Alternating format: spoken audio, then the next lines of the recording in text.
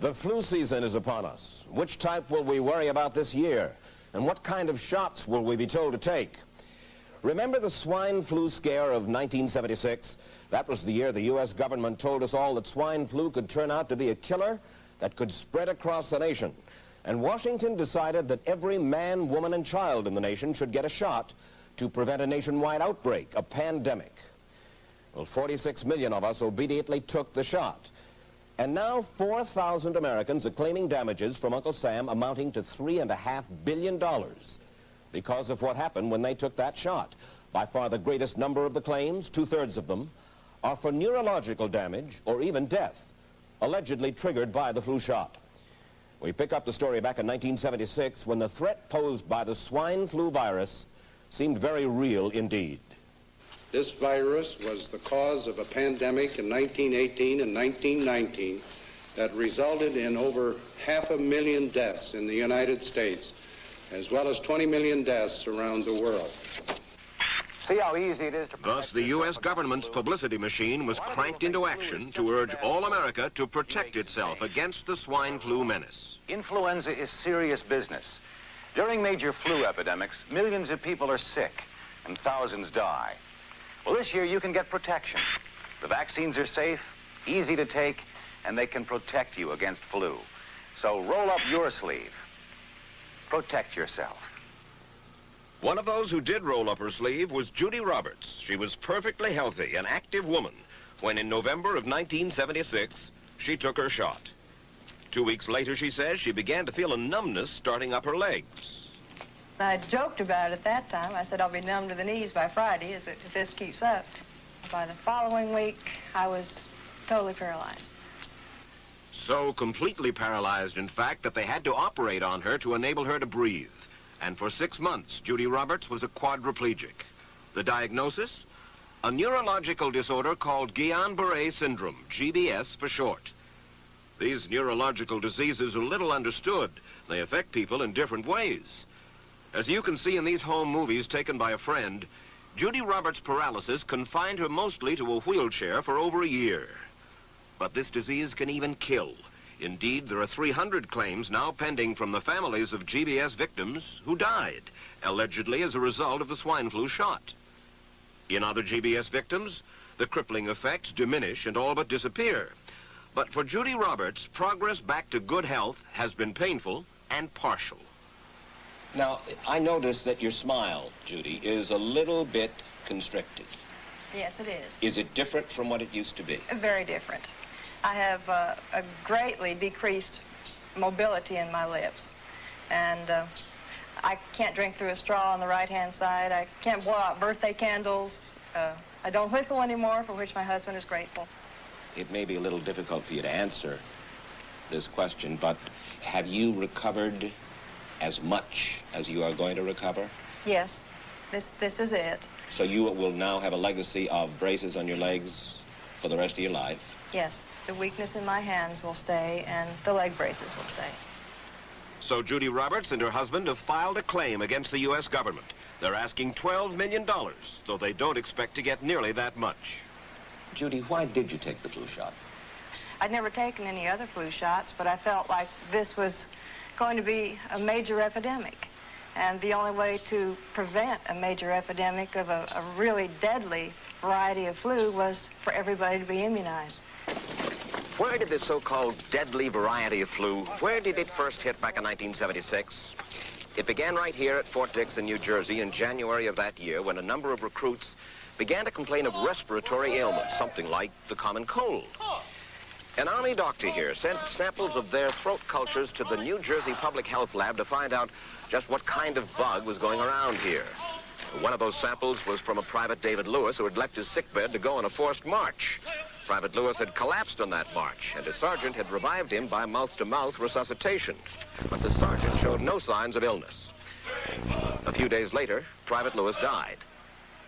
If this disease is so potentially fatal that it's going to kill a young, healthy man, a middle-aged school teacher doesn't have a prayer.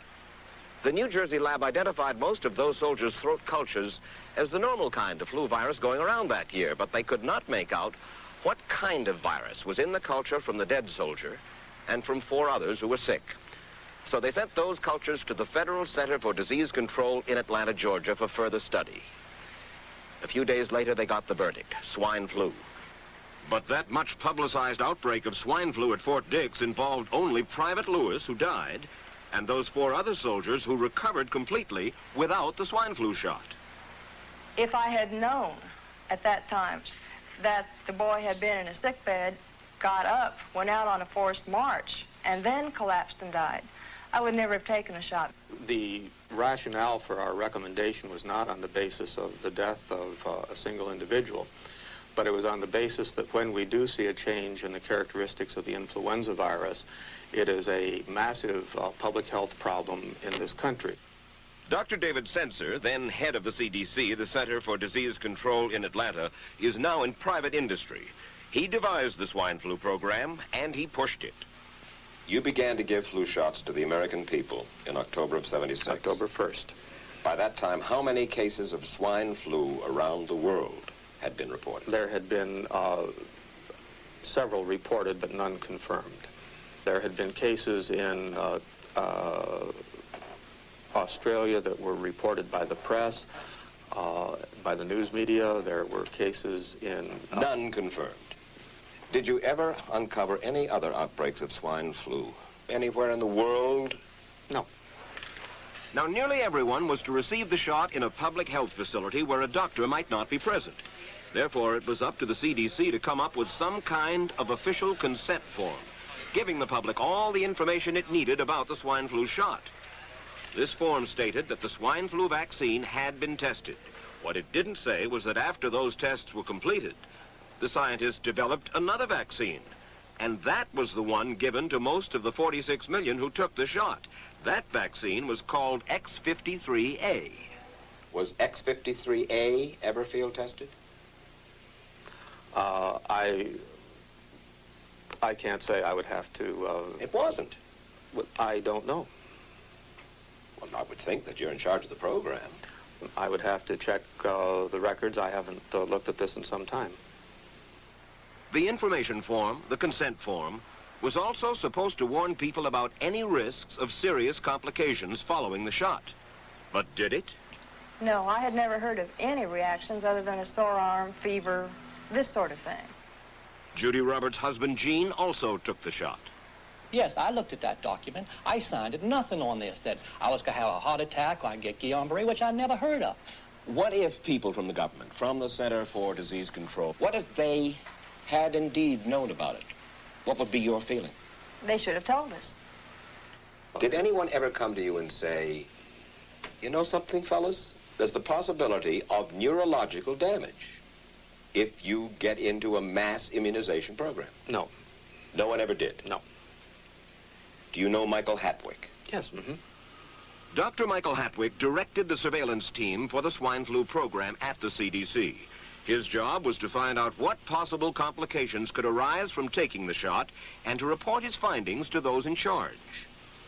Did you know ahead of time, Dr. Hatwick, that there had been case reports of neurological disorders, neurological illness, apparently associated with the injection of influenza vaccine? Absolutely. You did? Yes. How'd you know that? By review of the literature. So you told your superiors, the men in charge of the swine flu immunization program, about the possibility of neurological disorders? Absolutely. What would you say if I told you that your superiors say that you never told them about the possibility of neurological complications? That's nonsense. I can't believe that they would say that they did not know that there were neurological illnesses associated with influenza vaccination. That simply is not true. We did know that. I've said that Dr. Hatwick had never told me of his feelings on this subject. Then he's lying. I guess you would have to make that assumption. Then why does this report from your own agency, dated July 1976, list neurological complications as a possibility? I think the consensus of the scientific community was that the evidence relating neurologic disorders to influenza immunization was such that they did not feel that this association was a real one. You didn't feel it was necessary to tell the people that information? I think that over the years we have tried to inform the American people as fully as possible. As part of informing Americans about the swine flu threat, Dr. Sensor's CDC also helped create the advertising to get the public to take the shot. Let me read to you from one of your own agency's memos planning the campaign to urge Americans to take the shot. The swine flu vaccine has been taken by many important persons, he wrote. Example, President Ford, Henry Kissinger, Elton John, Muhammad Ali, Mary Tyler Moore, Rudolph Nureyev, Walter Cronkite, Ralph Nader, Edward Kennedy, etc., etc. True? I'm not familiar with that particular piece of paper, but I do know that at least of that group, President Ford did take the vaccination. Did you talk to these people beforehand to find out if they planned to take the shot? I did not know. Did anybody? I do not know. Did you get permission to use their names in your campaign? I do not know. Mary, did you take a swine flu shot? No, I did not. Did you give them permission to use your name saying that you had or were going to? Absolutely not. Never did. Did you ask your own doctor about taking the swine flu shot? Yes, and at the time he thought it might be a good idea. But I resisted it because I was leery of having the symptoms that sometimes go with that kind of inoculation. So you didn't? No, I didn't. Have you spoken to your doctor since? Yes. And? He's delighted that I didn't take that shot. You're in charge. Somebody's in charge. There are... This is your advertising strategy that I have a copy of here. Who's it signed by? This one is unsigned. But you'll acknowledge that it was your baby, so to speak. It could have been from the Department of Health, Education, and Welfare. It could be from CDC. I don't know. I'll be happy to take responsibility for it. It's been 3 years now since you fell ill with GBS, right? Right. Has the federal government, in your estimation, played fair with you about your claim? No, I don't think so. It seems to be dragging on and on and on, and really no end in sight that I can see at this point. With respect to the cases of Guillain-Barré, allegedly... Former Secretary of HEW Joseph Califano, too, was disturbed that there was no end in sight.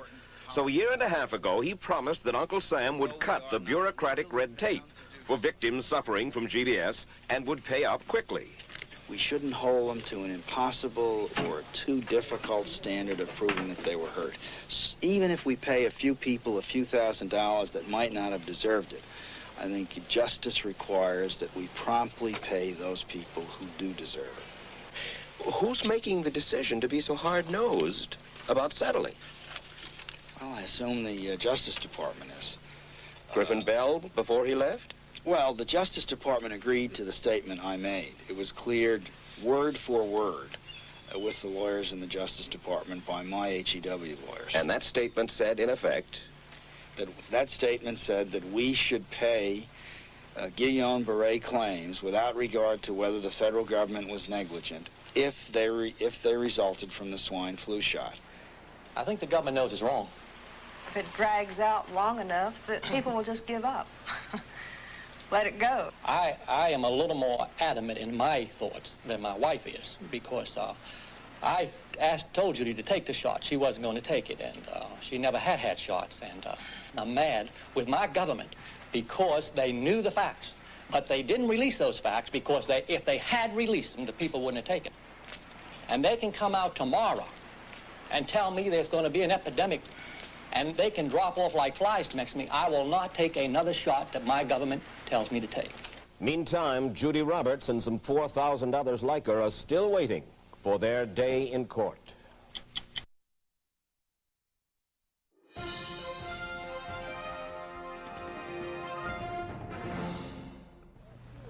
I don't need another flu shot. I had a flu shot last year. A swine flu epidemic may be coming. Swine flu shot?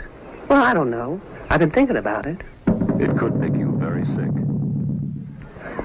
Swine flu? Man, I'm too fast to let it catch me. You'll want to be protected. I'm the healthiest 55-year-old you ever seen. Hey, I play golf every weekend. Get a shot of protection. The swine flu shot. Joe brought it home from the office. He gave it to Betty and one of his kids. and to Betty's mother. But Betty's mother went back to California the next day. On her way to the airport, she gave it to a cab driver, a ticket agent, and one of the charming stewardesses. At school, Joe's kid gave it to some other kids, and Mrs. Merrill got it and gave it to her husband. In California, Betty's mother gave it to her best friend, Dottie, but Dottie had a heart condition and she died. But before she died, Dottie gave it to her girlfriend, the mailman, the paper boy, and the vet when she went to pick up her chihuahua. If a swine flu epidemic comes, this is how it could spread. You'll want to be protected, especially if you're elderly or chronically ill. Get a shot of protection, the swine flu shot.